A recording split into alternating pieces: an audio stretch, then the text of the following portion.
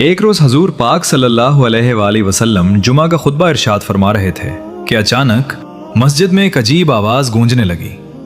हजूर पाक एक खजूर के तने के साथ टीक लगाकर खुतबा दिया करते थे। सहाबा कराम रजी अल्लाह अन्हुम ने अर्ज किया, या रसूल अल्लाह, अगर इजाजत हो तो हम आपके लिए एक मिंबर बना दें। मिंबर बना दिया गया। हजूर पाक मिंबर पर तशरीफ ले गए। अभी हुजूर ने खुतबा शुरू ही किया था कि अचानक खजूर का तना बच्चे की तरह रोने लगा। सहाबा कराम ने अपनी आंखों से देखा, वो बेजान तना हुजूर की जुदाई बर्दाश्त नहीं कर पा रहा था।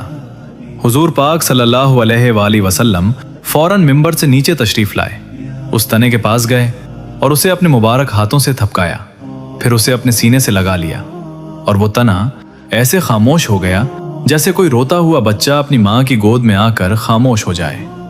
हुजूर पाक सल्लल्लाहु अलैहि वसल्लम ने फरमाया कि ये उस जिक्र की जुदाई में रो रहा था जो ये पहले मेरे करीब रहकर सुना करता था। जरा सोचिए, जिस नबी की जुदाई में एक बेजान तना रो सकता है तो हम तो इंसान हैं, हमारे दिल में अपने आका की मोहब्बत कितनी होनी चाहिए।